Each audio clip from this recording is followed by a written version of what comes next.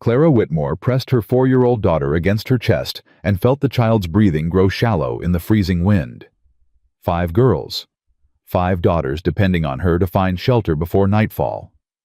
And the stagecoach driver had just pointed toward empty wilderness and told her to walk. 3 miles, he'd said. Her dead uncle's ranch lay 3 miles through snow that reached her knees. Baby Ruth coughed a wet, terrible sound. Clara started walking. If you're watching from anywhere in the world, drop your city in the comments below. Subscribe now and stay until the end, because what happens in that Colorado Valley will change everything you believe about survival, motherhood, and second chances. Jeopardy! Clara's boots broke through the snow crust with every step, her body sinking to mid-thigh before finding solid ground. Ruth whimpered against her shoulder, the child's small hands like ice, even through Clara's worn coat. "Mama?" Abigail's voice came from behind, steady, despite everything. "Lottie can't feel her feet anymore." Clara stopped, turned. 4 daughters stretched behind her in a ragged line, the older ones helping the younger, all of them shaking so hard their teeth chattered in rhythm. Josie held Lottie on her back, the 14-year-old's face red with effort and fury. Louisa walked beside them, her practical eyes scanning the horizon for any sign of buildings. "How much farther?" Josie demanded. "The driver said 3 miles. "The driver left us to die." Clara couldn't argue with that. The man had taken one look at her 5 daughters, calculated the weight against his schedule, and decided they weren't worth the extra mile to the actual ranch house. "I don't take wagons off the main road," he'd said. "Not for nobody. I have children, small children. Should have thought of that before you came west in November." Ruth coughed again, that wet rattle that had started somewhere in Kansas and grown worse with every mile. Clara shifted the child higher, felt the fever heat radiating through thin clothes. "We keep moving," Clara said. "We stop, we freeze." "Mama." Lottie's voice was small, scared. "I'm sorry my feet don't work right." "Your feet are fine, baby. Josie's going to carry you a little longer." "I can walk. I can try." "I know you can, but let your sister help. That's what sisters do." They pushed forward. The sun hung low and red over mountains. Clara didn't know the names of painting the snow in shades of blood and gold. Beautiful, she thought distantly. This place might be beautiful if it wasn't trying to kill her children. Abigail moved up beside her, matching her pace despite the difficulty. 17 years old, already more woman than girl, already carrying weight no child should bear. "Mama Ruth's breathing is worse." "I know. She needs warmth, medicine, a doctor." "I know. What are we going to do?" Clara looked at her eldest daughter, saw the fear beneath the composure, and told her the only truth she had. "We're going to walk until we find that ranch. Then we're going to build a fire. Then we're going to survive the night. Everything after that we figure out tomorrow. And if we don't find it before dark, then we dig into the snow and use our bodies to keep the little ones warm." Abigail absorbed this without flinching.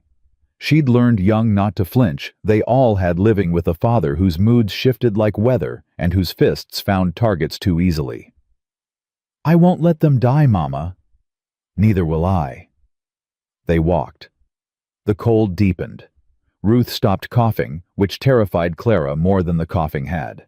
Lottie went silent on Josie's back, and Josie's steps began to stagger. "Put her down," Clara said. "I can carry her." "You're exhausted. Louisa, take over." "I'm 11, Mama. She's 8. "And you're stronger than you know. Take your sister." The transfer happened quickly. Lottie's small body passing from one sister to another, all of them too cold and tired for gentleness. Josie stumbled when the weight released, and Abigail caught her arm. "Easy." "I'm fine." "You're about to fall over." "I said I'm fine." The sisters glared at each other, anger rising because anger was warmer than fear. "Stop." Clara's voice cut through their conflict. "Look." A head barely visible through the gathering dusk, smoke rose from a chimney. Not her uncle's ranch, The direction was wrong. But smoke meant fire. Fire meant warmth. Warmth meant Ruth might live through the night. "Move," Clara said. "Fast as you can." They half ran, half stumbled through snow that seemed determined to drag them down. The building materialized slowly, a cabin solid, and weathered light glowing behind frosted windows. Clara reached the door first and pounded with a fist she could barely feel. "Hello, please. I have children." "Nothing." She pounded again. "Please, my baby is sick." The door swung open. The man who stood there was tall and broad, his face half hidden by shadow and beard, his eyes the cold gray of winter sky. He looked at Clara, looked past her at 5 shivering girls. His expression didn't change. "You the Whitmore woman?" Clara's heart lurched. "You know who I am. Whole Valley knows, city widow coming to claim old Ezra's place." He stepped back from the doorway. "Get inside, all of you, now." Clara didn't hesitate. She pushed past him into warmth that hit her frozen skin like physical pain. The girls followed, stumbling over each other, Louisa nearly dropping Lottie in her exhaustion. The cabin was sparse but clean. A fire blazed in a stone hearth. A pot hung over the flames, steam rising, the smell of food making Clara's stomach clench with sudden desperate hunger. "Sit them by the fire," the man said. "Not too close. Warming up too fast can kill you, same as the cold." Clara lowered Ruth onto a blanket near the hearth, her hands shaking too badly for precision. The child's lips were blue. Her eyes were closed. Her breathing was barely visible.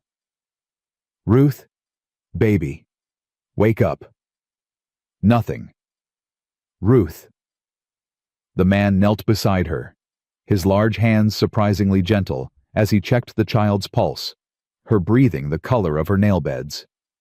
How long has she been like this? She was coughing until maybe 20 minutes ago. Then she just stopped. Stopped coughing is bad. Stopped shivering is worse. He stood, moved to a cabinet, returned with a bottle and clean cloth. "Whiskey.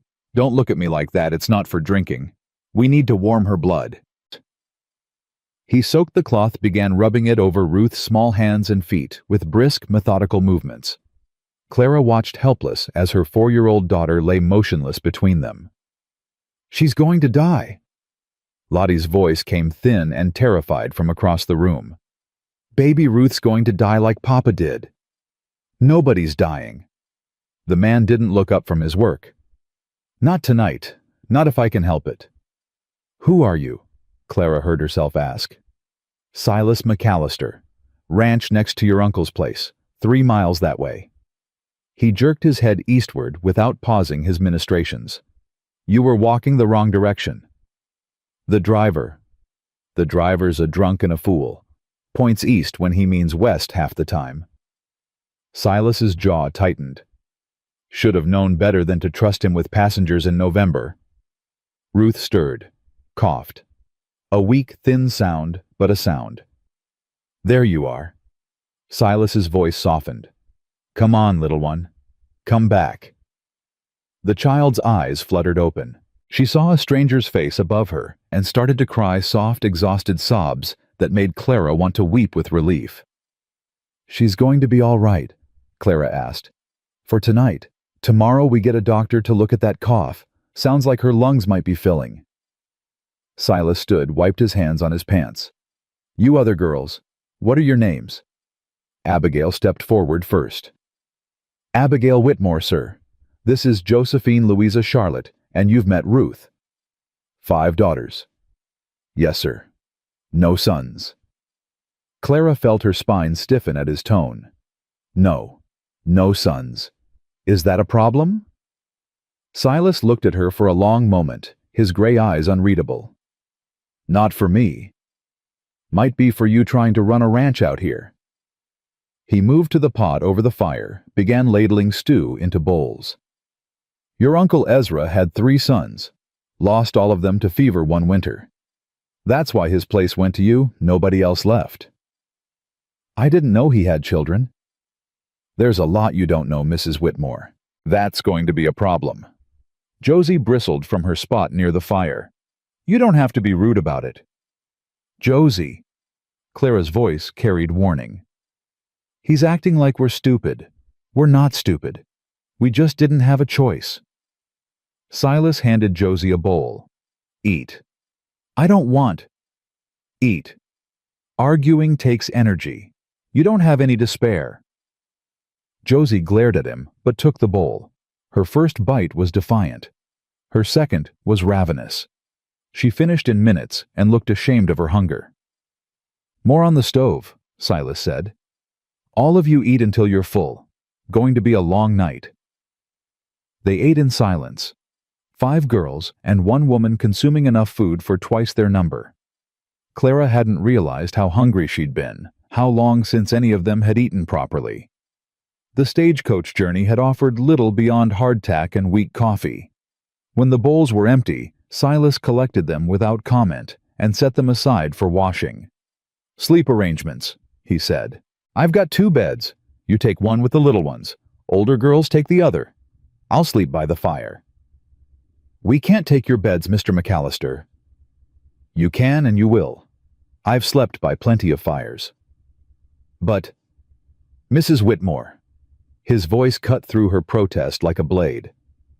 Your children nearly died tonight because some fool driver pointed you the wrong direction. I'm not going to let them freeze because their mother's too proud to accept a warm bed. Take it. Clara felt tears prick her eyes. Exhaustion relief, the simple shock of someone offering help without conditions. Thank you. Silas nodded, the gesture sharp and brief. Thank me when your baby survives the night. Morning comes, we need to talk about your situation. What about it? About whether you've got any chance of surviving what's coming, or whether I should put you and your girls back on a stage headed east before this valley buries you. The words were harsh. The delivery was matter-of-fact. Clara heard them both as kindness. The kindness of honesty from someone who knew what she didn't. I'm not going back east, Mr. McAllister. You sure about that? There's nothing to go back to. My husband's dead. His debts consumed everything we owned. I have $5, 5 daughters, and a piece of land I've never seen that supposedly belongs to me now. Clara lifted her chin despite exhaustion. I'm not going back. There's nowhere to go. Silas studied her in the firelight, something shifting behind those gray eyes. All right then, he said finally. Morning comes, we'll see what you're made of. Clara woke to pale light and the sound of Ruth coughing. She was out of the bed before full consciousness returned, crossing to the smaller bed where Ruth lay between Louisa and Lottie, her small body shaking with each rattling breath. Easy, baby. I'm here. Mama. Ruth's voice was barely a whisper. I feel bad. I know. We're going to get you help. The door opened, and Silas entered, stomping snow from his boots, his arms full of firewood. He took in the scene with a single glance. Worse? The same, maybe. I don't know. Town's 12 miles. Doc Williams makes calls, but not in weather like this. Silas stacked wood by the hearth with practiced efficiency. I've got some medicine in the barn. Horse liniment mostly, but there's a few things might help human lungs. Horse liniment. Works better than you'd think. He straightened brushed bark from his sleeves. Your older girl Abigail, she's already up. Found her trying to figure out my cook stove. She's capable. I noticed. The angry one, Josie, she went back to sleep after telling me my cabin smells like horse. Despite everything, Clara felt her lips twitch toward a smile. She's not wrong. No, she's not. Something that might have been amusement flickered across Silas's face. I'll get that medicine. You keep the baby warm, get some food in her if she'll take it. He left. Clara heard him crossing the yard, his boots crunching through snow, then the distant sound of a barn door opening. Abigail appeared from the kitchen area, a pan of something that smelled like eggs in her hands. I found supplies, she said. He's got more food than I expected. He lives alone out here. Makes sense he'd stock up. Mama. Abigail's voice dropped. What are we going to do? What we always do. Survive today. Plan for tomorrow. Ruth needs a doctor. I know. And Uncle Ezra's ranch, we don't even know what state it's in. What if it's fallen apart? What if there's nothing there? Then we figure something out. How? We have $5. $5, Mama. That's not enough to feed 6 people for a week, let alone... Abigail. Clara crossed to her daughter, took the pan from her shaking hands, set it aside. Listen to me. I know you're scared. I know this feels impossible. But I need you to help me keep your sisters calm while I figure out our next step. Can you do that? Abigail's eyes filled with tears she was too proud to shed. I'm trying. I know you are. And I'm sorry, this is the life I've given you. You deserve better. Mama, don't. You deserve a father who didn't drink away every penny we had. You deserve a home that didn't get sold to pay his debts. I deserve a mother who fights for us. Abigail gripped Clara's hands. And that's what I have. That's what matters. The door banged open. Silas entered with a small wooden box, his expression grim. Medicine, he said, setting it on the table. But we've got a bigger problem. What? Ryder coming up the valley, saw him from the barn. Silas moved to the window, peered through frost. Jedediah Crane owns the biggest spread in the county, also owns the bank, the general store, and about half the town's debt. Why is he coming here? Because he heard about you, Mrs. Whitmore. Same as everyone else. Silas turned from the window, his face hard. Your uncle owed him money, a lot of money. Crane's been waiting for someone to show up and claim that land so he could collect. Clara felt ice spread through her chest. How much money? Don't know exactly. Hundreds at least, maybe more. I don't have hundreds. I have $5. Then you have a problem. Silas moved toward the door. Stay inside. Keep the girls quiet. Let me talk to him first. Mr. McAllister, stay. Inside. He left. Clara watched through the window as a horse and rider materialized from the snowy distance, a dark figure against all that white moving, with the confidence of a man who owned everything he surveyed. Mama! Louisa's voice came from the bedroom doorway. Who's coming? I don't know yet. Wake your sisters, but tell them to stay quiet. And Louisa, yes, keep them away from the windows. Clara watched Silas walk out to meet the rider, 2 men facing each other in snow that caught the morning light like scattered diamonds.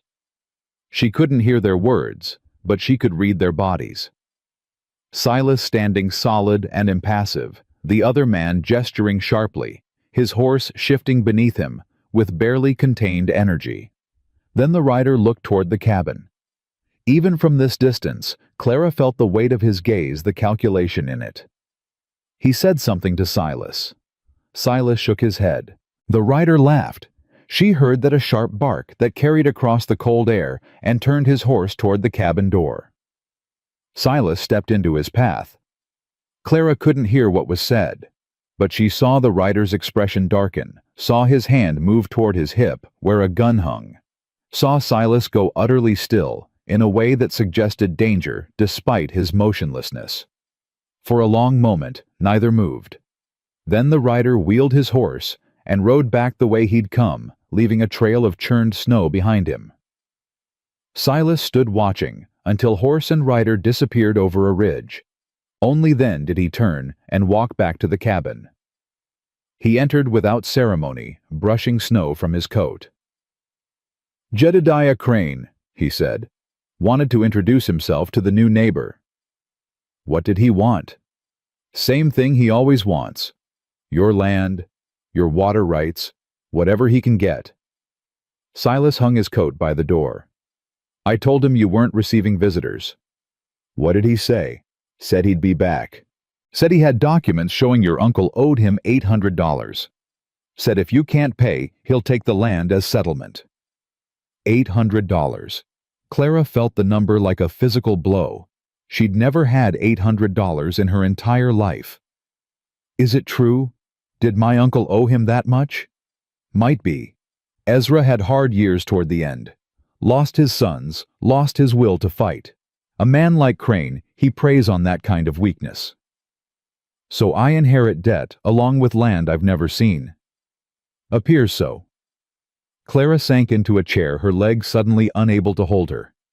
5 daughters, $5, 800 in debt, a sick baby, a hostile creditor, and a wilderness she didn't know how to survive. Mrs. Whitmore. She looked up.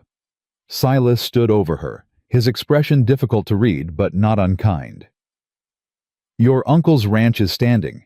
I checked it last month, made sure the roof was sound, the animals hadn't gotten in. It needs work, a lot of work, but it's shelter. You and your girls can live there. With what money? What food? I've got supplies I can spare to get you through the first month. After that... He paused, seemed to be wrestling with something. After that, we figure out your options. Why would you help us? You don't know me. You don't owe me anything. Silas was quiet for a long moment.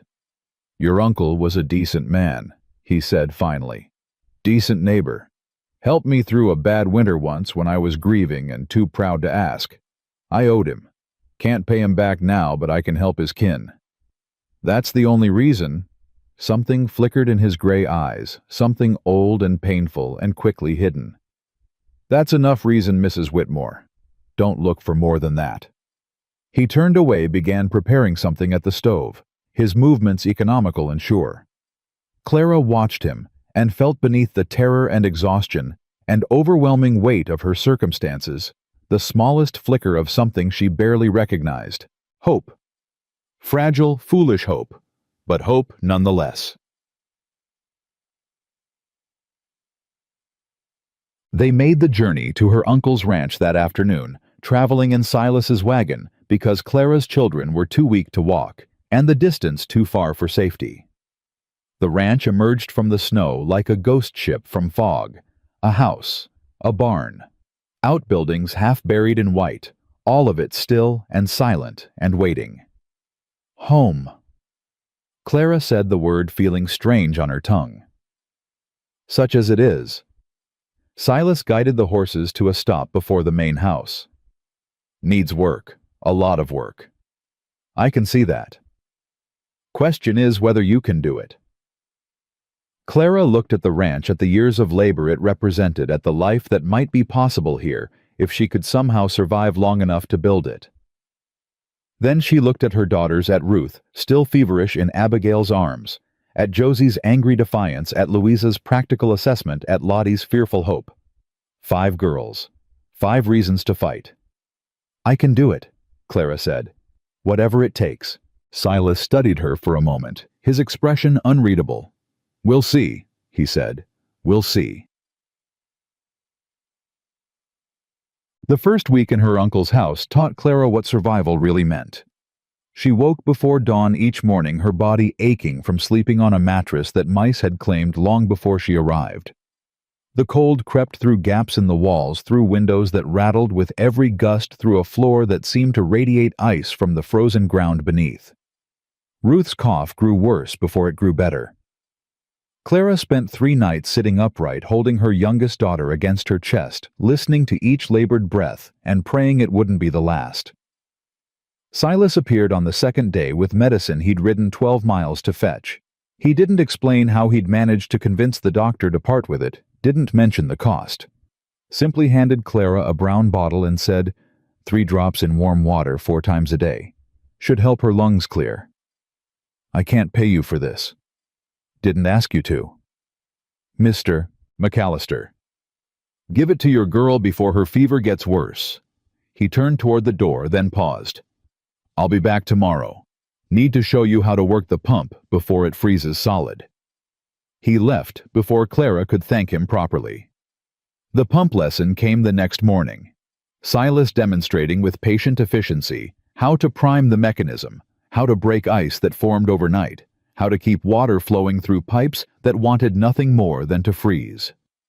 You'll need to do this every morning, he said. Before sunrise if you can manage it. Once the ice sets hard, you'll be melting snow for water, and that takes time you don't have. Clara's arms burned as she worked the pump handle, her muscles weak from years of city life, where water came from taps and heat came from radiators. But she pumped until water flowed, until her shoulders screamed, until she could feel the beginnings of calluses forming on her palms. "Better," Silas said when she finished. "You'll get faster." "I feel like I'm going to collapse." "You won't. Body's stronger than you think. Just needs time to remember." Josie appeared in the doorway, her face set in the angry expression that had become her constant companion since their father's death. "Mama Ruth's asking for you."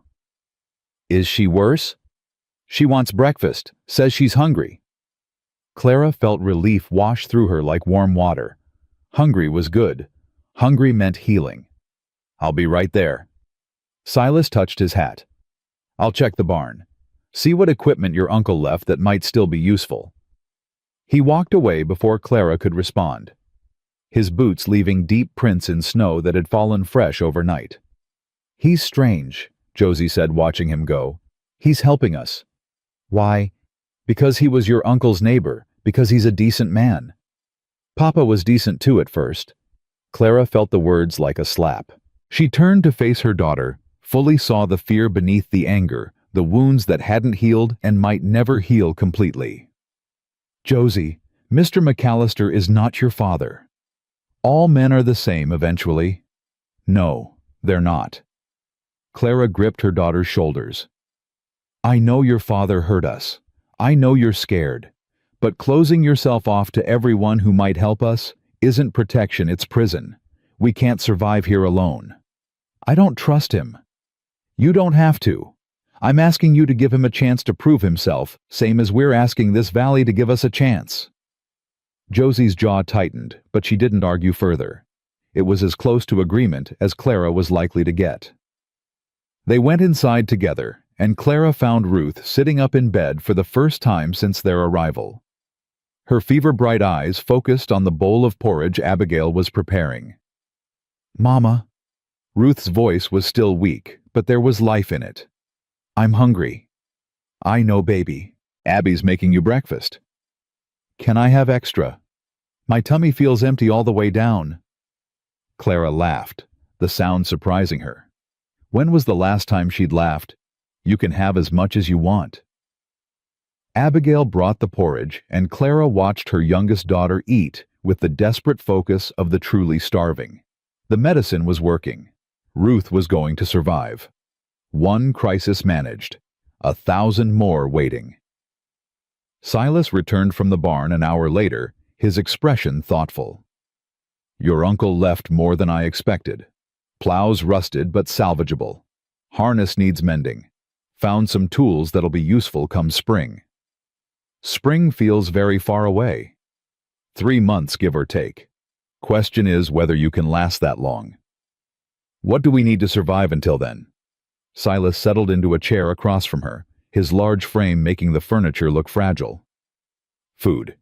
You've got what I brought, maybe 2 weeks' worth if you're careful. After that, you need to buy more or find other sources." "With what money?" "That's the problem." He leaned forward, elbows on knees. "Your uncle ran cattle. Most of them scattered after he died, but some might still be on your land sheltering in the canyons where the wind doesn't reach.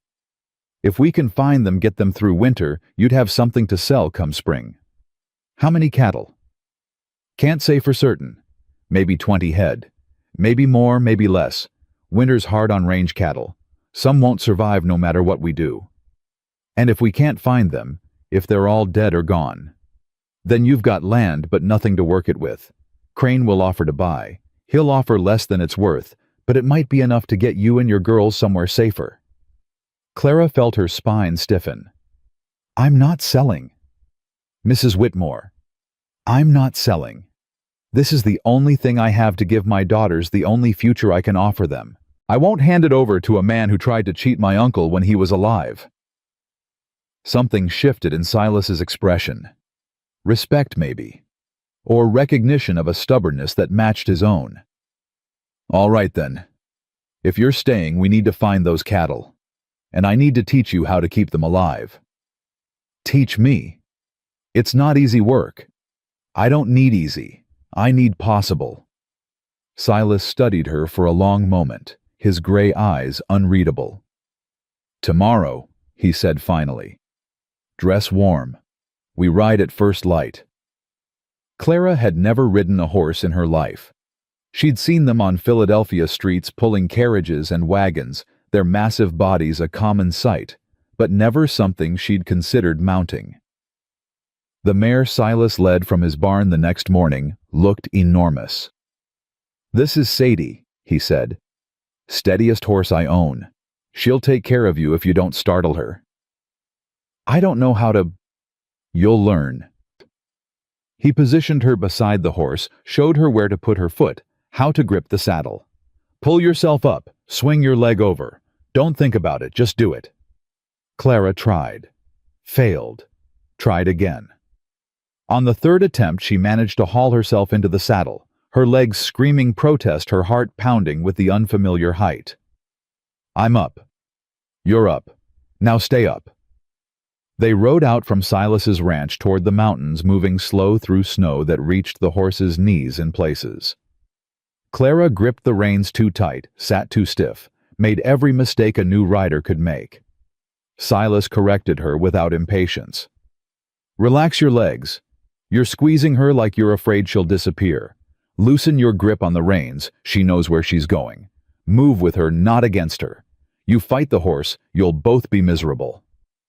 By noon, Clara's thighs burned and her back ached, but she could stay mounted without constant terror. Progress such as it was. They found the first cattle in a canyon sheltered from the worst of the wind. 6 head thin, but alive, huddled together for warmth. They wore Clara's uncle's brand, a Lazy E, that marked them as hers. There's your start, Silas said. 6 is better than none. How do we get them back to the ranch?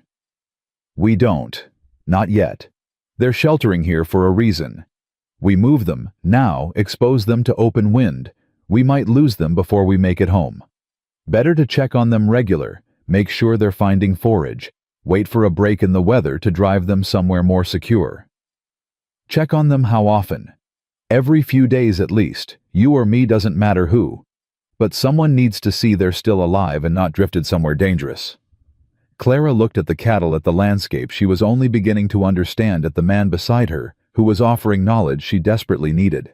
Will you teach me how to check on them? How to read the signs that something's wrong? That's what I've been doing. I mean, really teach me.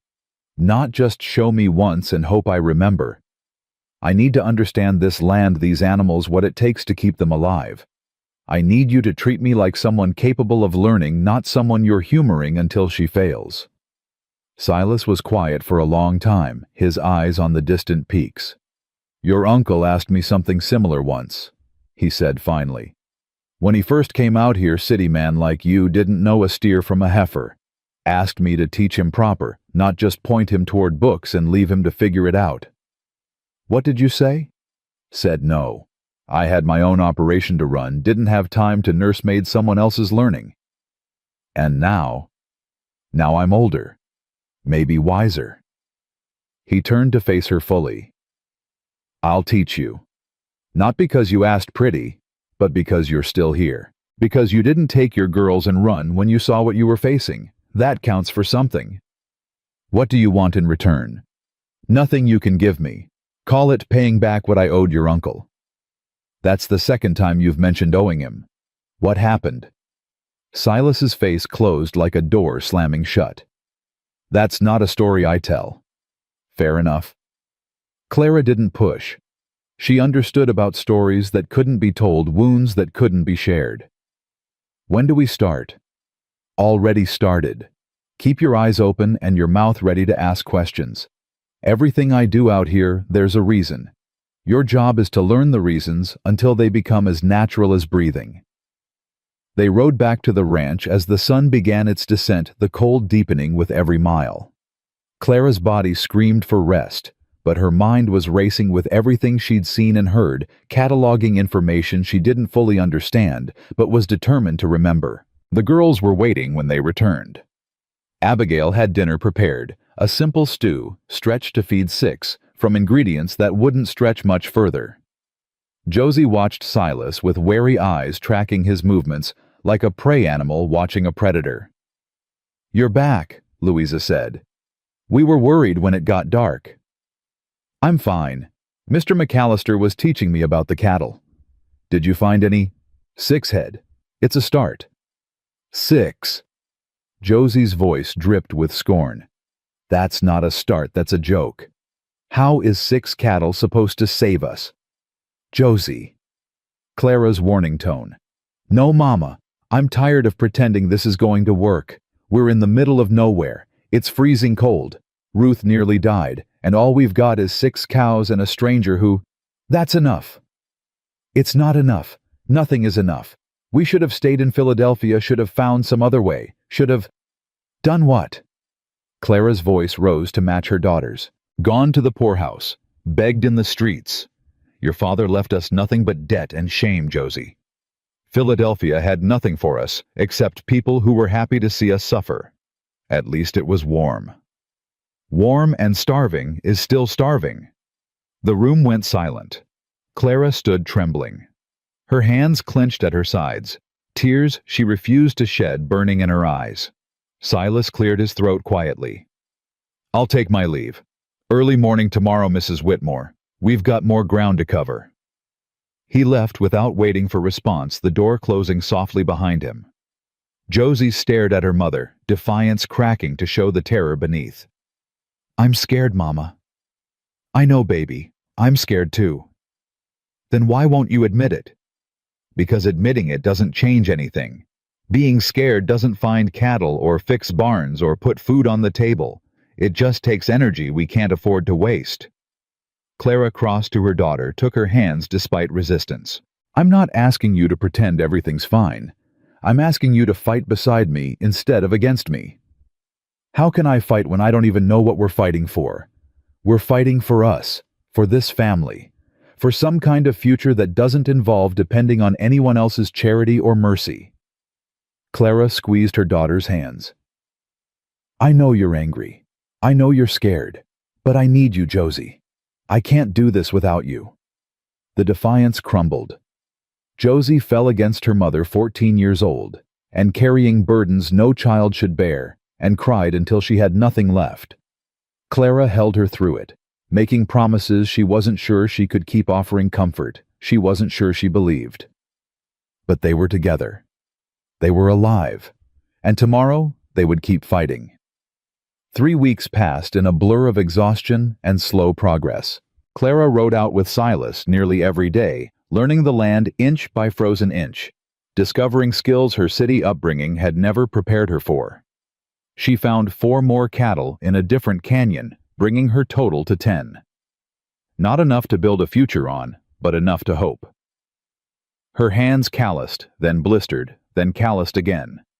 Her body strengthened from work that never seemed to end. She learned to read weather signs, to predict snow by the color of the sky, to understand when the cold was dangerous versus merely uncomfortable. Silas taught with the same economy he brought to everything, words spare, but precise demonstrations, clear and repeatable. He never praised her progress, but he stopped treating her like she might shatter at any moment. The girls adapted in their own ways. Abigail took over household management with quiet competence, stretching limited supplies, keeping the house as warm as failing infrastructure allowed. Louisa attached herself to the practical aspects of ranch life, asking questions about everything, absorbing knowledge like a sponge. Lottie stayed close to Ruth, the 2 youngest sisters, forming a unit that depended on each other for comfort and courage. Ruth's cough faded slowly, her strength returning day by day, though she remained fragile in ways that made Clara's heart clench with worry. Josie remained difficult, her anger a constant presence, but she worked. She worked harder than anyone except Clara, throwing herself into physical labor like she was punishing herself for something she couldn't name. And then Jedediah Crane returned. Clara was in the barn attempting repairs Silas had shown her when she heard hoofbeats approaching. She set down her tools and walked outside. her stomach tightening as she recognized the rider. Crane dismounted with theatrical precision, his expensive clothes incongruous against the rough landscape. "Mrs. Whitmore, I see you're still here." "Mr. Crane, I don't recall inviting you." "I don't require invitations." He smiled, the expression never reaching his eyes. "I've come to discuss business, the matter of your uncle's debt." "I don't have $800. "I'm aware, which is why I'm prepared to offer you an alternative arrangement." "What kind of arrangement?" Crane stepped closer, his boots crunching on packed snow. "Your uncle's water rights are worth more than the land itself. The creek that runs through this property feeds 3 other ranches downstream. If I controlled that water, I could control everything in this valley." "And you want me to sell you the water rights?" "I want to buy your entire property, Mrs. Whitmore. I'll forgive the $800 debt and give you another $200 on top. That's $1,000 total, enough to take your daughters somewhere warm, somewhere safe, somewhere you won't have to worry about freezing to death or starving." It was tempting. Clara felt the pull of it, the seductive promise of escape from this endless struggle. "And if I refuse?" Crane's smile sharpened. "Then I'm afraid I'll have to pursue the debt through legal channels. The courts in this territory are quite strict about property claims. If you can't pay what's owed, the judge will order the land sold at auction to cover the debt. Either way, this property ends up in my hands. The only question is whether you walk away with something or nothing." "How do I know my uncle actually owed you that money?" "I have documents, signed and witnessed." "I'd like to see them." "In time. First, I'd like your answer." Clara felt anger building beneath her fear, hot and clarifying. "My answer is no." "Mrs. Whitmore." "My answer is no. I won't sell to a man who preys on widows and orphans. I won't hand over my children's future to someone who waited until my uncle was too weak to fight back before claiming debts that may or may not be real." Crane's expression hardened. "You're making a mistake." "Maybe, but it's my mistake to make. You have until the end of winter to change your mind. After that, I file in court." He remounted his horse, looking down at her with contempt. "Think carefully, Mrs. Whitmore. This valley has broken stronger people than you." He rode away, leaving Clara standing in the snow, her heart pounding her hands, shaking with rage and fear. She was still standing there when Silas appeared, his horse emerging from the tree line where he'd obviously been watching.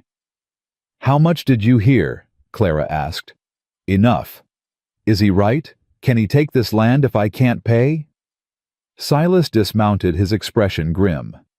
"He can try. Courts here aren't always fair, and Crane's got money to buy whatever verdict he wants, but he's got to prove that debt first. Your uncle wasn't a fool. If he owed that much money, there'd be records beyond whatever Crane claims to have. Where would those records be? Bank in town, maybe. Your uncle's papers, if he kept any."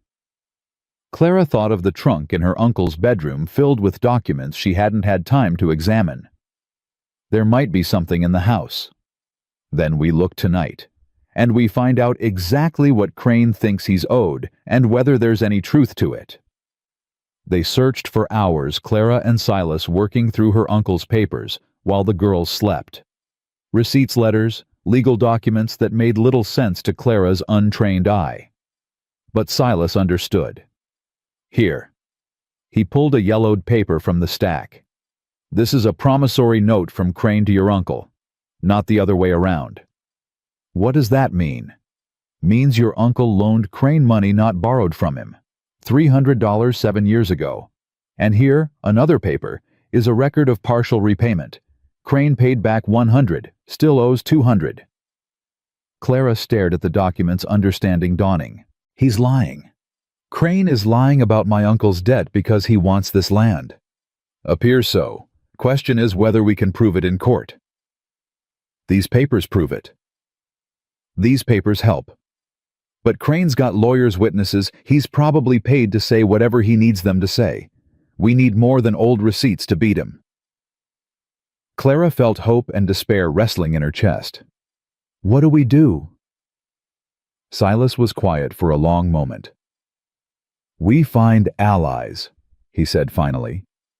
"People in this valley who know what Crane is, who've been hurt by him, who might be willing to stand up if they think there's a chance of winning. Would they do that? Stand up to someone with that much power? Some might, if they believe you're worth fighting for." Silas met her eyes. "That's the question, Mrs. Whitmore. Can you make them believe?" Clara thought of her daughters sleeping in the next room, of everything she'd survived to bring them here, of the future she was fighting to build. "I can try," she said. "That's all I can do. Try." Silas nodded slowly, something shifting in his expression that Clara couldn't quite name. "Then we start tomorrow. You've got a valley to convince, and a winter to survive." He stood gathering his coat. "Get some rest. Morning comes early." He left, and Clara sat alone in the lamplight, surrounded by papers that might save her family or mean nothing at all. Outside, the wind howled through the darkness, and the cold pressed against every window. But inside, for the first time since arriving in Colorado, Clara Whitmore felt something stronger than fear. She felt ready to fight. The next morning, Clara rode into Westcliff with documents tucked inside her coat and fear churning in her stomach. Silas had offered to come, but she'd refused. This was her fight, her family, her future to save or lose. The town looked different in daylight than it had when she'd first arrived, desperate and half-frozen on that stagecoach. Smaller somehow. More fragile. A collection of buildings clinging to existence in a valley that didn't care whether they survived. She tied Sadie outside the general store and walked inside her boots, tracking snow across the wooden floor. The woman behind the counter looked up with eyes that had seen too much hardship to be surprised by anything. "Help you?" "I'm looking for Minerva Blackwood. I was told she owns a ranch south of here." "Minnie? What do you want with her?" "I want to talk. About Jedediah Crane." The woman's expression shifted. Something that might have been fear, might have been hope, flickered across her weathered face. "You're the Whitmore widow, Ezra's niece." "I am." "Heard Crane's been sniffing around your property. Heard he's claiming your uncle owed him money." "He's lying. I have proof." The woman was quiet for a long moment. Then she leaned forward, her voice dropping. "Minnie Blackwood lives 3 miles south past the old mill. You'll know her place by the red barn. But be careful what you say in town. Crane's got ears everywhere." "Thank you. Don't thank me yet. Most folks in this valley are too scared to stand up to that man. Minnie's different, but different don't always mean willing." Clara left the store and rode south, following directions that led her through country she was only beginning to recognize. The red barn appeared exactly where the shopkeeper had promised, beside a house that looked sturdy and well-maintained despite the harsh conditions. A woman emerged before Clara could dismount, a rifle cradled casually in her arms. "That's far enough. State your business." "My name is Clara Whitmore. I inherited the ranch east of here from my uncle Ezra." "I know who you are. Whole valley knows. Question is why you're on my property." "Because Jedediah Crane is trying to steal my land, and I was told you might understand what that feels like." Minerva Blackwood lowered the rifle slightly. She was perhaps 60, her face lined by sun and wind and years of hard living. Her eyes sharp with intelligence that assessed Clara from boots to bonnet. "Get down off that horse. We'll talk inside." The house was warm and clean, filled with the accumulated possessions of a life lived fully. Minerva poured coffee without asking, and settled across the table from Clara with the directness of someone who didn't waste time on pleasantries. "Crane tried to take my place 6 years ago. After my husband died, and everyone assumed a woman alone couldn't hold on to 2,000 acres. What happened? I fought him, dirty and public, and with everything I had. Cost me most of my savings and all of my reputation in certain circles." Minerva's smile was sharp. "But I'm still here, and he's still angry about it. That tells you something about what's possible." "How did you win?" I found proof he'd cheated my husband in a business deal years before. Brought it to court, made such a stink that the judge couldn't ignore it without looking bought. Crane backed off rather than face exposure. I have proof too. Clara pulled the documents from her coat. My uncle loaned Crane money, not the other way around. Crane still owes the estate $200. Minerva examined the papers with careful attention, her expression growing sharper with each page. This is good. This is real good. But Crane's got lawyers who can twist anything, witnesses who'll say whatever he pays them to say. You need more than paper to beat him in court.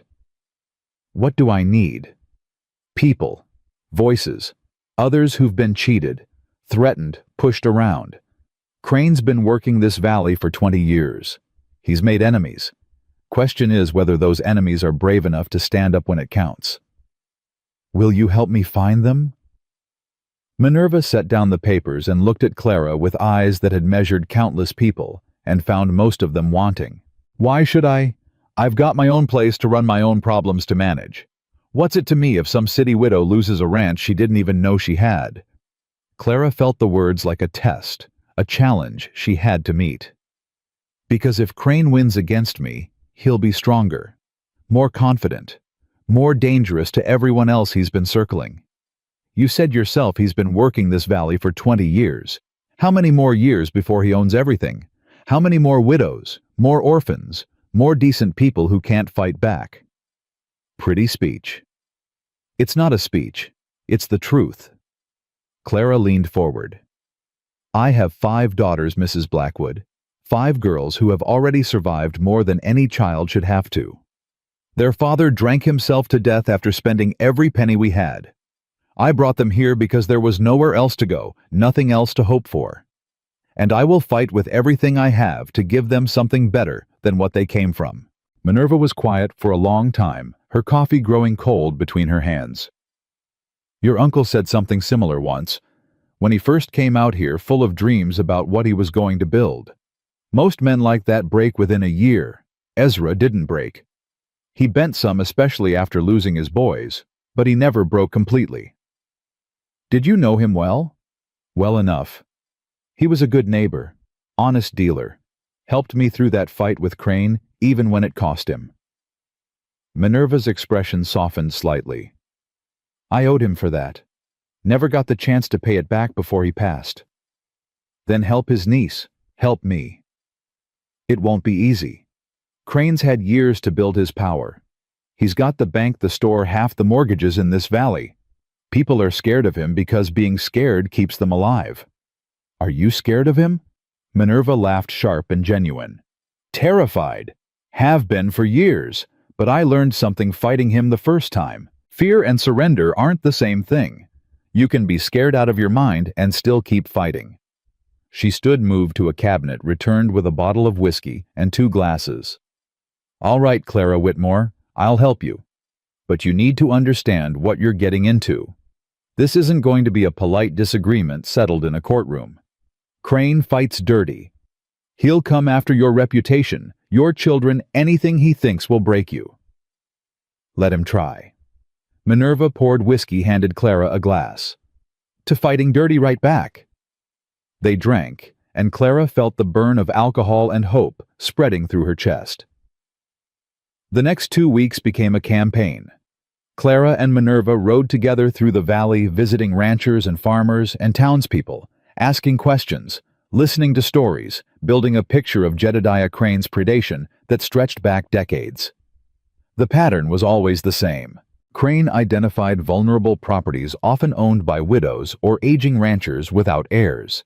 He manufactured debts or exploited existing ones, applied pressure through legal threats and social isolation, and eventually acquired land for far less than its value. Some people refused to talk, fear sealing their lips against even sympathetic questions. But others spoke haltingly at first, then with growing conviction as they realized they weren't alone. Tom Henley, whose father had lost 300 acres to Crane's schemes 10 years ago. Sarah Morrison, widow of a rancher who died under suspicious circumstances after refusing to sell. James and Mary Coolidge, elderly farmers hanging on to their property by fingernails, waiting for Crane to make his move. Each story added weight to Clara's understanding of what she was facing. Each voice added strength to the alliance she was building. Silas watched from a distance, helping with the ranch work, while Clara organized her resistance, teaching the older girls skills they'd need to keep the operation running during the fight ahead. One evening, returning late from a meeting with the Coolidges, Clara found him waiting on her porch despite the bitter cold. "You're making progress," he said. "Slow progress, but progress." Crane knows. Word is he's been asking questions about who you've been visiting, what you've been saying. Let him ask. Silas studied her in the lamplight, his gray eyes thoughtful. "You're different than when you arrived. Stronger, more sure of yourself." "I don't feel sure. I feel terrified every morning when I wake up and remember what we're trying to do." That's what strength looks like from the inside. Fear you act through instead of fear that stops you. Clara moved to stand beside him, looking out over land she was only beginning to know but already loved. "Silas, why are you really helping me? Not the debt to my uncle, not neighborly obligation, the real reason." He was quiet for so long she thought he wouldn't answer. "I had a family once. Wife named Catherine, son named Thomas. They died in a fever that swept through the valley 12 years ago now. I couldn't save them. Couldn't do anything but watch them slip away. I'm sorry. After that, I closed myself off. Stopped letting anyone close, stopped caring about anything except keeping my operation running. Told myself it was strength, but it was just hiding." He turned to face her, his expression more open than she'd ever seen it. "Then you showed up. City woman with 5 daughters and no idea what she was facing. Should have been a disaster. Should have failed within the first week. Instead, you kept fighting. Kept getting up every time something knocked you down.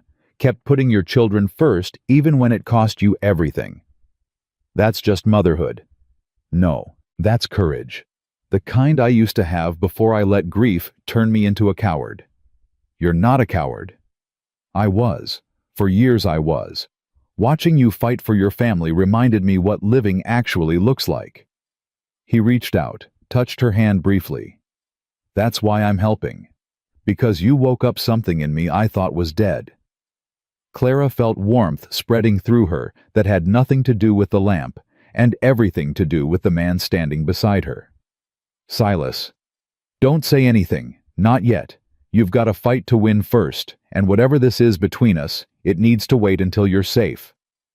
He stepped back, creating distance that felt necessary and unwelcome at the same time. "Win your fight, Clara. Secure your future.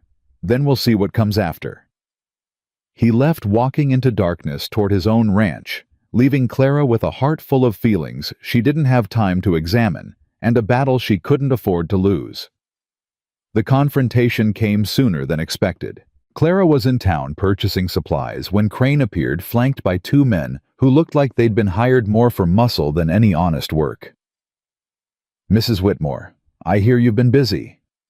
"Mr. Crane, I have nothing to say to you." "That's unfortunate because I have quite a bit to say to you." He stepped closer, his voice dropping. "You've been spreading lies about me throughout this valley, stirring up trouble, turning decent people against a businessman who's done nothing but support this community." "I've been telling the truth. There's a difference." "The truth is a flexible thing, Mrs. Whitmore. It bends depending on who's telling it and who's listening." Crane's smile was cold. "I could make your life very difficult. Your daughter's lives very difficult. A word in the right ear and that general store stops selling to you. The bank refuses any line of credit. The doctor finds himself too busy to treat sick children. Is that a threat? It's a reality. I built this town. I decide who thrives here and who fails." Clara felt fear grip her heart, the old terror of facing power without protection. But beneath the fear, anger was building, hot and righteous, and fed by every story she'd heard over the past weeks. "You didn't build anything, Mr. Crane. You stole it. From widows like Sarah Morrison, from families like the Henleys, from my uncle who trusted you when he shouldn't have." "Careful, Mrs. Whitmore." I have documents proving you owe my uncle's estate money, not the other way around. I have witnesses willing to testify about your methods. And I have allies who are tired of watching you prey on decent people." Crane's expression flickered surprise, breaking through his composed cruelty. "You're bluffing. Try me."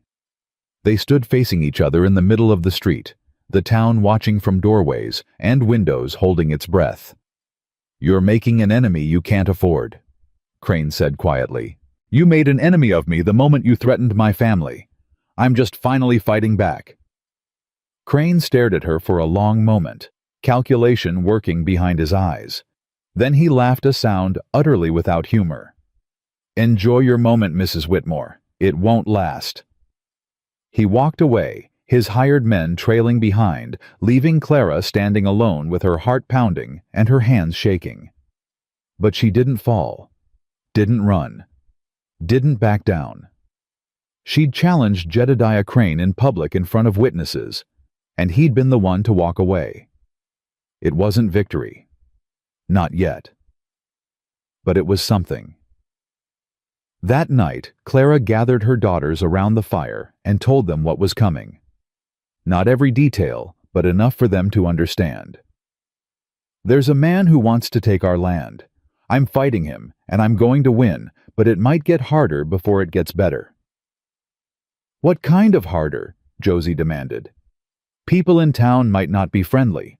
Some might refuse to help us. We need to be prepared to rely on ourselves and the allies we've made." "What allies?" "Mrs. Blackwood for one, and others who've agreed to stand with us when the time comes." "What about Mr. McAllister?" Louisa asked. Clara hesitated. "He's helping too, in his own way." "He's more than helping," Abigail said quietly. "He cares about you, Mama. Anyone can see it." "That's not important right now." "Isn't it?" Josie's voice had lost some of its anger, replaced by something almost like hope. "Maybe it's exactly what's important. Maybe having someone who cares about you really cares is the whole point." Clara looked at her difficult, wounded, perceptive daughter and felt tears prick her eyes. "When did you get so wise?"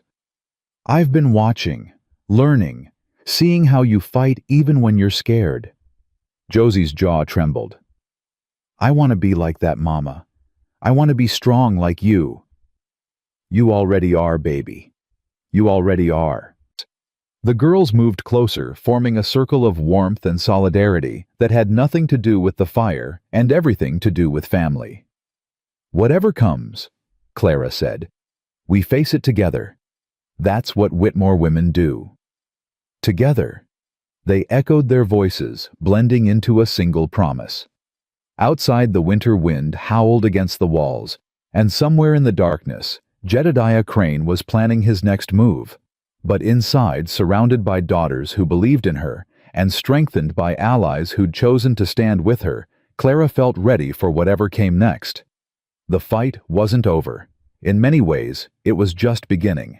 But for the first time since that terrible day on the stage, Coach Clara Whitmore knew she wasn't facing it alone. Crane's retaliation came 3 days later. Clara arrived at the general store to find the door locked against her, the shopkeeper's wife shaking her head through the window with fear in her eyes. "I'm sorry," the woman mouthed. "I can't." Clara stood on the wooden sidewalk, her list of needed supplies crumpling in her fist, and understood exactly what Crane had meant about making her life difficult. The bank was next. The manager, a nervous man named Pritchard, who sweated even in the cold, refused to meet her eyes. "I'm afraid we can't extend credit to your account, Mrs. Whitmore." "I'm not asking for credit. I'm asking to access my uncle's accounts. Money he deposited before he died. Those accounts have been frozen pending resolution of outstanding debts. What debts? I have proof those debts don't exist. Take it up with Mr. Crane's lawyers. Until then, my hands are tied." Clara walked out of the bank with empty hands and a heart full of fury. Crane was choking her out, cutting off every resource she needed to survive the winter and fight back against his claims. She found Silas at her ranch when she returned, mending a fence that had collapsed under the weight of overnight snow. He took one look at her face and set down his tools. What happened? Cranes blocked me from the store and the bank. I can't buy supplies. I can't access my uncle's money. How much do you have left? $3. Maybe 2 weeks of food if we're careful. Clara's voice cracked. He's going to starve us out. No, he's not. Silas's voice was steady, certain. I've got supplies, more than enough to share. I can't keep taking from you. You've already given too much. This isn't charity, Clara. This is neighbors helping neighbors. That's how this valley has always survived, by people standing together when someone tries to tear them down. But, no buts. You think I'm going to watch your daughters go hungry because some greedy man wants what isn't his? Silas stepped closer, his gray eyes fierce. You think I'm going to let him win by doing nothing? Clara felt tears threatening the exhaustion and fear of the past months finally overwhelming her careful control. I'm so tired, Silas. Tired of fighting. Tired of being scared.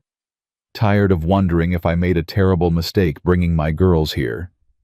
You didn't make a mistake. You made a choice. The right choice, even if it doesn't feel that way right now. How do you know? Because I've watched you for 2 months now. Watched you learn things that take most people years. Watched you stand up to a man who's broken stronger people than you. Watched you hold your family together through everything this valley has thrown at you. He reached out, cupped her face in his calloused hands. You're not going to fail, Clara. I won't let you. She leaned into his touch, drawing strength from his certainty. What do we do now? We keep fighting. Crane wants to isolate you, so we make sure everyone knows what he's doing. He wants to starve you out, so we make sure you have everything you need. He wants you to break, so we show him what breaking looks like. And the court case. The documents, we present them, in front of witnesses in public where he can't bury the truth with lawyers and bribes. Silas released her face, stepped back. Minerva's already talking to Judge Harrison. He's one of the few honest men in the territory. If we can get our evidence in front of him, Crane's lies fall apart. Will he listen? He'll listen. Question is, whether Crane will let us get that far. The answer came 2 nights later when Clara woke to the smell of smoke. She was out of bed and running before full consciousness returned her body, responding to danger with instincts she hadn't known she possessed. The barn was on fire. Flames licked up the eastern wall, spreading fast in the dry winter air, consuming wood that had stood for 20 years in a matter of minutes.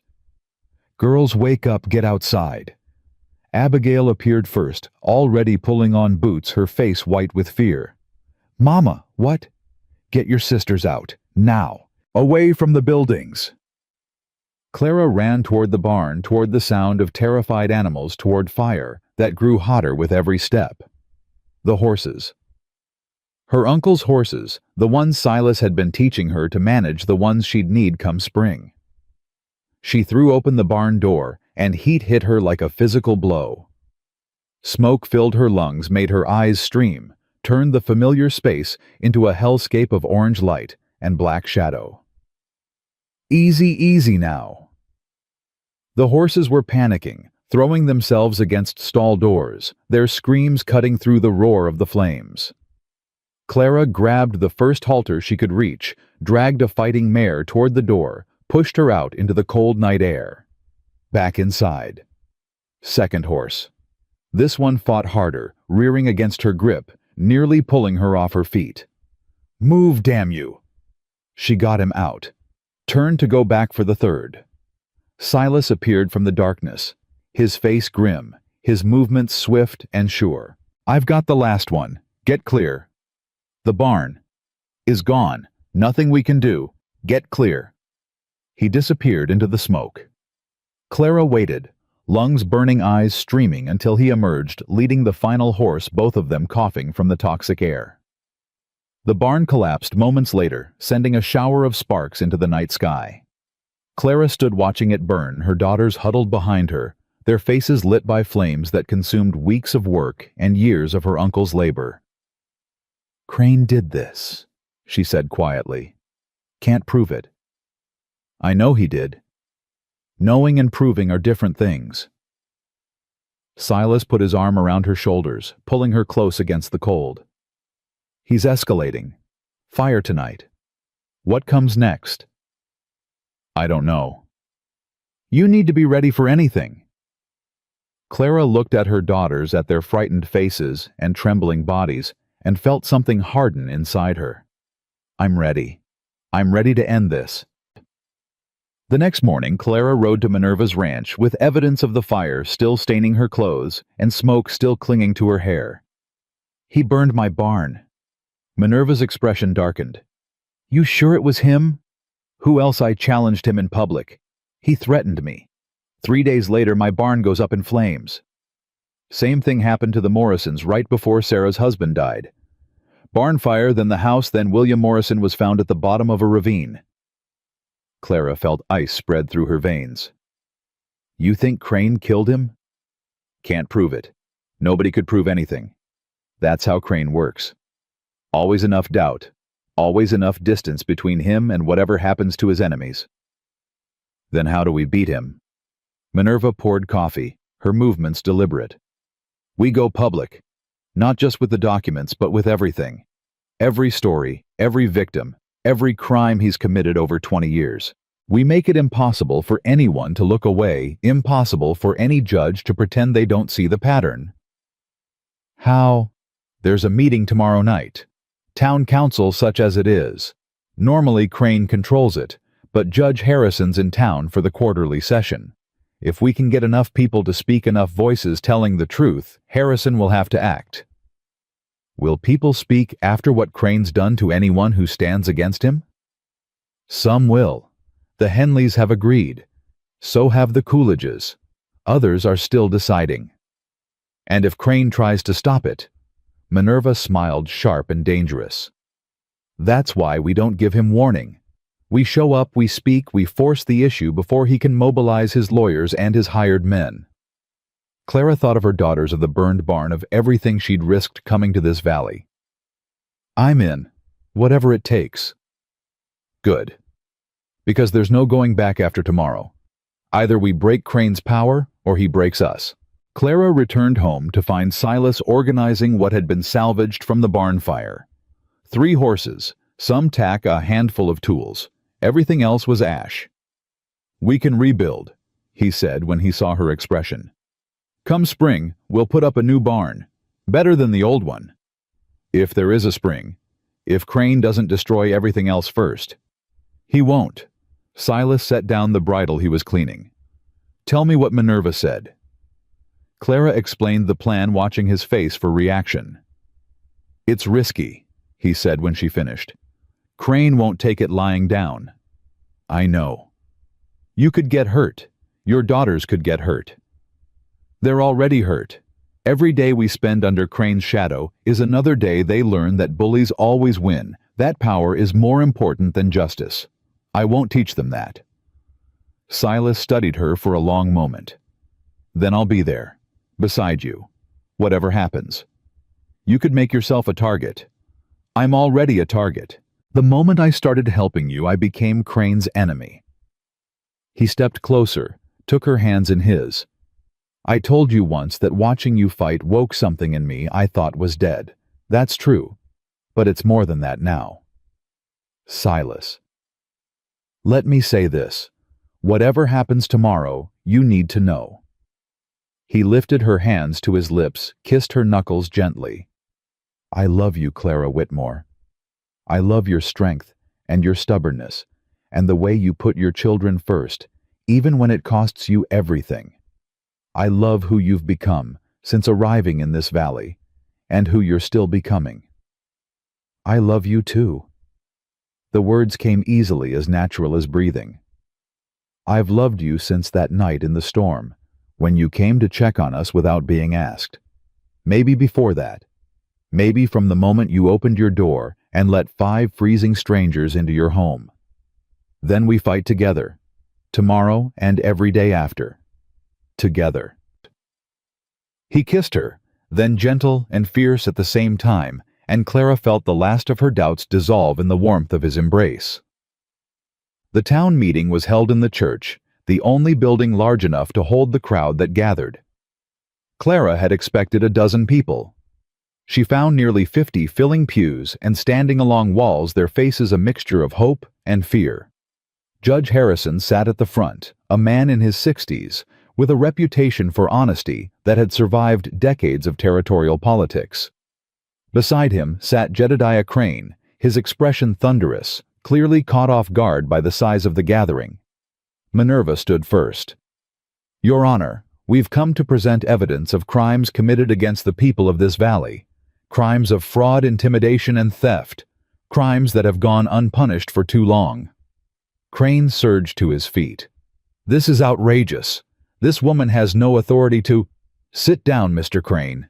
Judge Harrison's voice was quiet, but carried absolute authority. "Everyone will have their chance to speak." Crane sat, but his eyes blazed with fury. One by one, the witnesses came forward. Tom Henley described his father's destruction.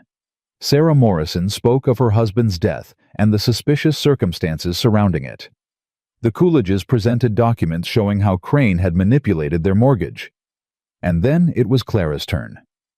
She stood before the judge, before Crane, before a town that had watched her struggle for months, and laid out every piece of evidence she possessed. Jedediah Crane claims my uncle owed him $800. This document proves the opposite. My uncle loaned Mr. Crane $300 7 years ago. This receipt shows partial repayment of $100. Mr. Crane still owes my uncle's estate $200. "Those documents are forgeries," Crane snarled. "Your Honor, the documents bear my uncle's signature, witnessed by Thomas Morrison and James Coolidge, both present in this room and willing to verify their authenticity." The Coolidges nodded, their faces grim. Crane's expression shifted, calculation replacing fury. "This is a conspiracy. These people have been turned against me by Mrs. Whitmore's lies and the influence of Mrs. Blackwood, who has harbored a grudge since I rightfully claimed property she couldn't manage." "Rightfully?" Minerva's voice cut through the murmur. "You stole my land through forged documents and bribed witnesses. The only reason I got it back was because I found proof you couldn't bury." "Proof? What proof?" "The same kind of proof we have now. The kind that shows exactly who you are and what you've done." Judge Harrison raised his hand for silence. "Mr. Crane, you've been accused of serious crimes by multiple witnesses with documentary evidence. How do you respond?" Crane stood, straightening his coat, recovering his composure with visible effort. "I am a businessman, Your Honor. I have made enemies, as all successful men do. These accusations are the desperate attacks of people who owe me money and wish to escape their obligations. The documents suggest otherwise. Documents can be forged. Then you won't object to a formal investigation." Judge Harrison's voice was level. "I'm ordering all relevant financial records seized and examined. If these accusations are false, the investigation will prove it.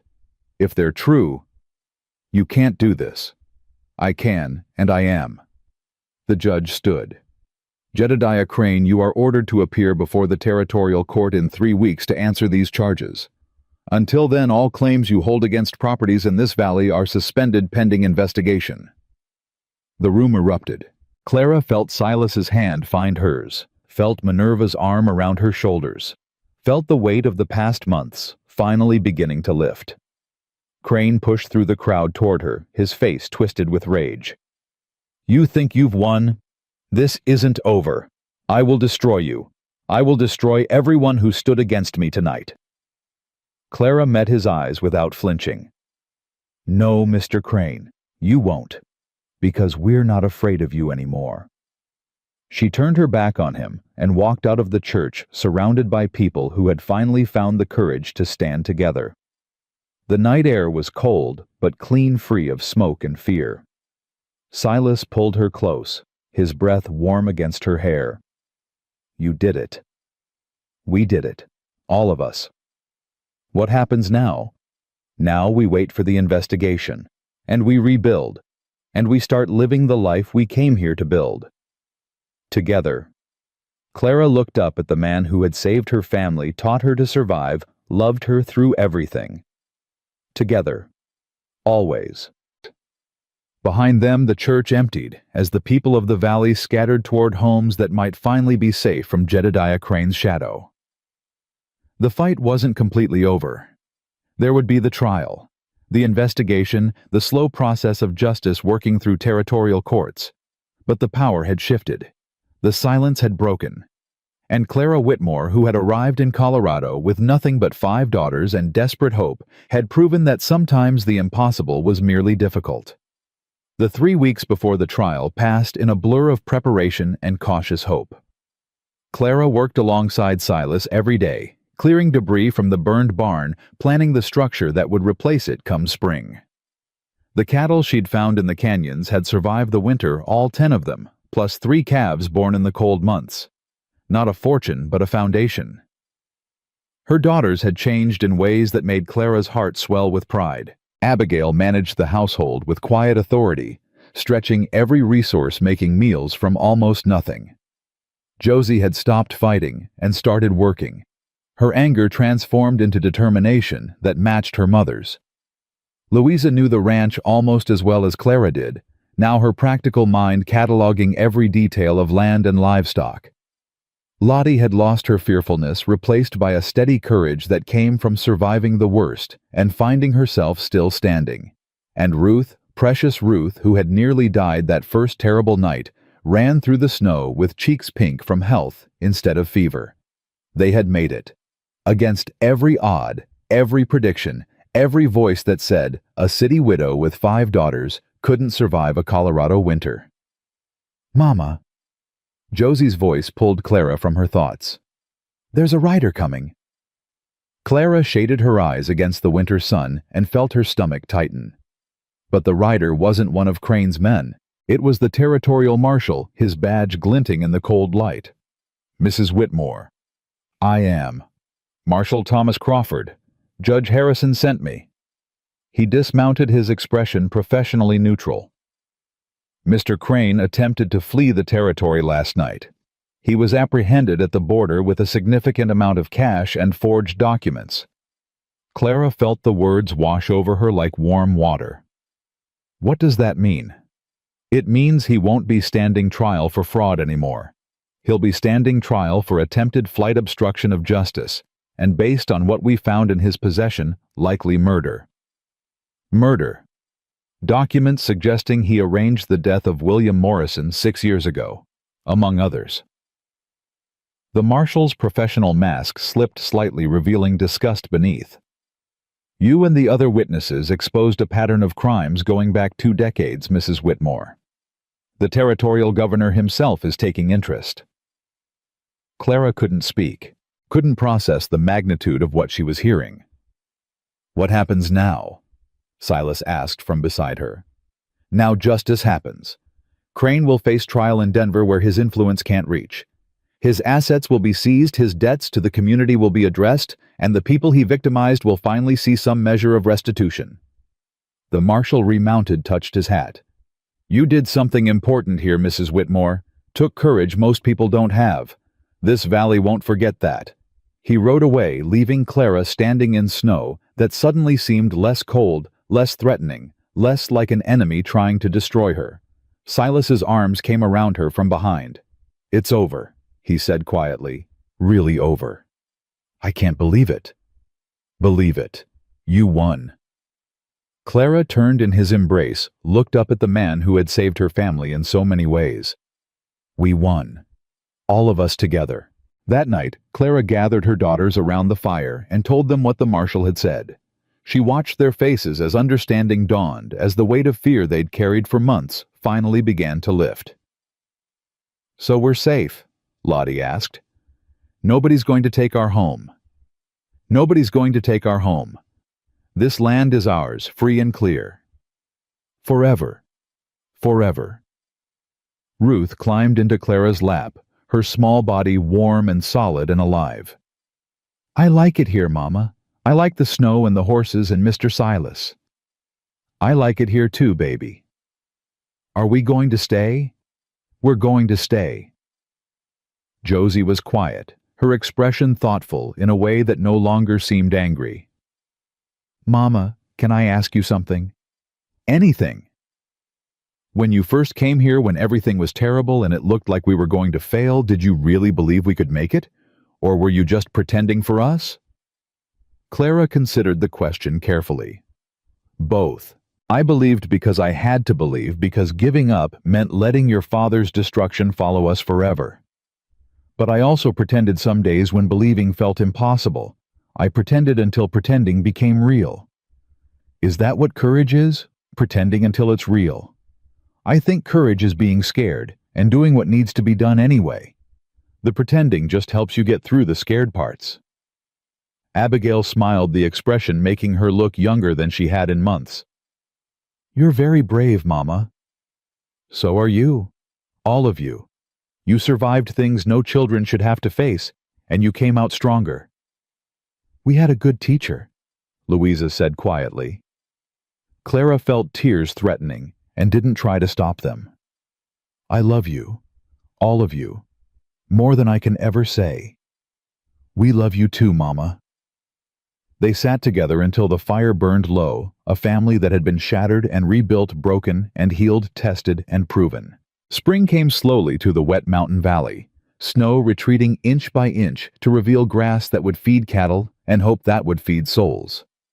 The new barn rose where the old one had burned, built by hands from across the valley. Ranchers who had stood with Clara against Crane came to help, repaying courage with labor, solidarity with sweat. Minerva Blackwood worked alongside the men, her sharp tongue directing efforts with the efficiency of a general commanding troops. Clara learned to swing a hammer to measure boards, to understand the geometry of construction, the way she'd learned to understand cattle and weather and survival. Her muscles had grown strong over the winter months. Her hands calloused, her body adapted to work that would have killed her 6 months ago. Silas worked beside her every day, their partnership deepening through shared effort and quiet conversations. He taught her things she hadn't known to ask about, ranching wisdom accumulated over decades, and she taught him things he'd forgotten: the value of hope, the power of family, the importance of opening your heart, even when it meant risking pain. You're different, she told him one evening as they sat on her porch watching the sun set. Different how? Lighter, like something that was pressing down on you has lifted. Silas was quiet for a moment. I spent 12 years grieving, not moving forward, not really living, just existing in the shadow of what I'd lost. You showed me that grief doesn't have to be a prison. I didn't do anything special. You did everything special. You arrived in this valley broken and terrified and determined to build something anyway. You showed me that starting over is possible at any age, in any circumstance. I had help. Everyone needs help. The strength is in accepting it. Clara leaned against his shoulder, feeling the solid warmth of him, the steady beat of his heart. I want to build a life with you, Silas, a real life. Not just neighbors helping each other survive, but partners building something together. Is that a proposal, Mrs. Whitmore? It might be, if you're brave enough to accept. He laughed, the sound rich and genuine. I've faced blizzards, droughts, cattle stampedes, and Jedediah Crane. I reckon I'm brave enough to take on a widow with 5 daughters. Is that a yes? That's a yes. Clara felt joy spreading through her like spring warmth after a long winter. The girls will be happy. The girls already know. Abigail cornered me last week and asked what my intentions were. Very formal, very protective. What did you tell her? Told her my intentions were honorable, and I'd treat her mother with the respect she deserved. Told her I loved you and I loved them, and I wanted to spend whatever years I have left building something good with all of you. What did she say? She said I'd better not disappoint her or she'd make me regret it. Silas smiled. I believed her. The wedding happened in early May when the valley was green and the mountains still wore caps of white. Reverend Whitfield performed the ceremony in the small church where Clara had confronted Crane months before. The pews were filled with people who had become friends, neighbors, allies in a fight that had changed everyone involved. Minerva stood as Clara's witness, her weathered face soft with emotion she rarely showed. You did good, Clara Whitmore. Better than good. Couldn't have done it without you. Could have. Would have been harder, but you would have found a way. That's what survivors do. Clara's daughters stood in a row wearing dresses Abigail had sewn from fabric purchased with money earned from their first cattle sale. 5 girls who had started this journey frightened and uncertain now, standing tall with the confidence of those who had faced the worst and prevailed. Ruth, youngest and most precious, carried flowers picked from meadows that belonged to them. "Mama looks pretty," she whispered loudly to Lottie. "Mama looks happy," Lottie whispered back. Clara heard them both and felt her heart overflow. Silas waited at the front of the church dressed in clothes that were new but not fancy, his gray eyes bright with emotions he'd spent years hiding from the world. "You sure about this?" he asked quietly as she reached him. "Never been more sure of anything. It won't always be easy." "Nothing worth having ever is." Reverend Whitfield cleared his throat. "Dearly beloved, we are gathered here today to witness the union of Clara Whitmore and Silas McAllister in holy matrimony." The words flowed over Clara like a benediction, each promise a building block in the foundation of her new life. "Do you, Silas Jacob McAllister, take this woman to be your lawfully wedded wife, to have and to hold in sickness and in health for richer or poorer? Until death do you part?" "I do."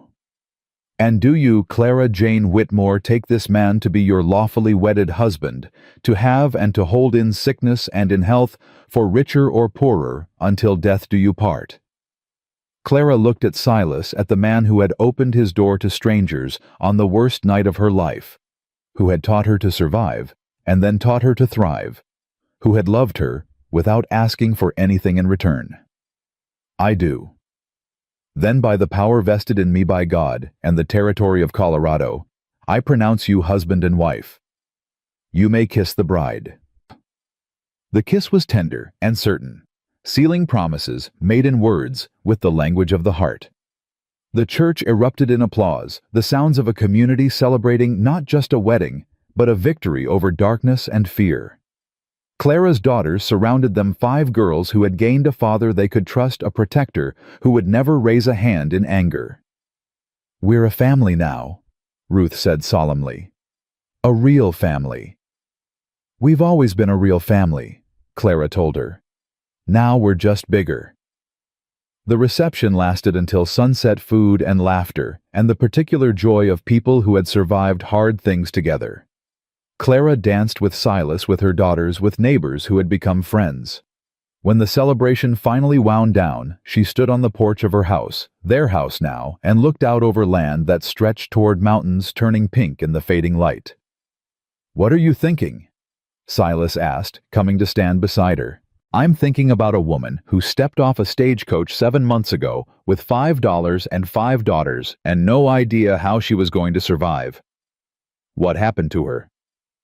She discovered she was stronger than she knew, braver than she believed, capable of things she never imagined. Sounds like quite a woman. She had help, a neighbor who could have minded his own business but chose to open his door instead." Silas pulled her close, his arms warm and solid around her. "Best decision I ever made." "Better than proposing?" "That was the second best. Opening my door was first. Everything else followed from that." Clara leaned into him, watching stars emerge in a sky that no longer seemed empty and threatening, but vast with possibility. "We're going to build something beautiful here," she said. "Something that lasts. Something our children and their children can be proud of. We already have." From inside the house came the sound of daughters laughing, the particular music of a family at peace. Clara had come to Colorado expecting to die. She'd found life instead richer and fuller than anything she'd known before. She'd found strength in herself and support in others. She'd found a man worth loving and a community worth fighting for. She'd found home. The inheritance she'd never wanted had become the foundation of everything she'd never dared to hope for.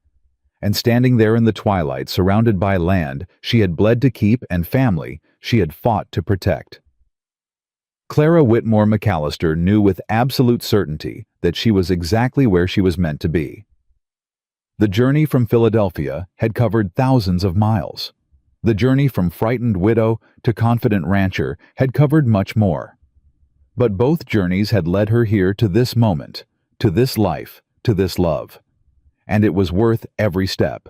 The valley spread before her green with spring promise, quiet with evening peace. Somewhere in the distance, cattle grazed on land that bore her name. Behind her, a house filled with daughters who had learned that strength wasn't about never falling, but about always getting up. Tomorrow would bring new challenges, new work, new opportunities to build on what they'd started.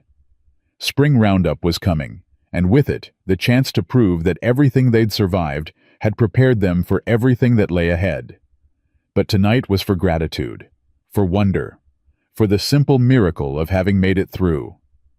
Clara closed her eyes and breathed deep, filling her lungs with air that smelled of pine and grass and home. "Ready to go in?" Silas asked. "In a minute. I want to remember this feeling."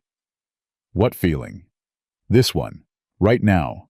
Standing here with you knowing our daughters are safe inside, knowing we've built something that matters. I want to remember it forever." "You won't need to remember. We're going to feel this way for a long time." Clara opened her eyes and smiled at the man she loved. Promise. Promise. They walked inside together, closing the door on the night and opening their hearts to the future. Behind them, the stars blazed bright over a valley that had tested everything Clara had and found her worthy. She had arrived with nothing but desperate hope and 5 daughters. She had built a legacy that would outlast her, a family that would carry her strength forward, a love that would anchor them all through whatever storms might come. Clara Whitmore McAllister had inherited a dying ranch in a frozen wilderness, and she had transformed it into something living and growing and beautiful. Not because circumstances favored her, not because luck smiled on her, not because the path was easy, because she refused to quit, because she fought for every inch, because she discovered that the strength to build a new life had been inside her all along, waiting for a challenge worthy of calling it forth. The West had tried to break her, and she had broken through instead. And that was a legacy worth leaving to daughters who would carry it forward, proof that courage and love and stubborn determination could overcome anything.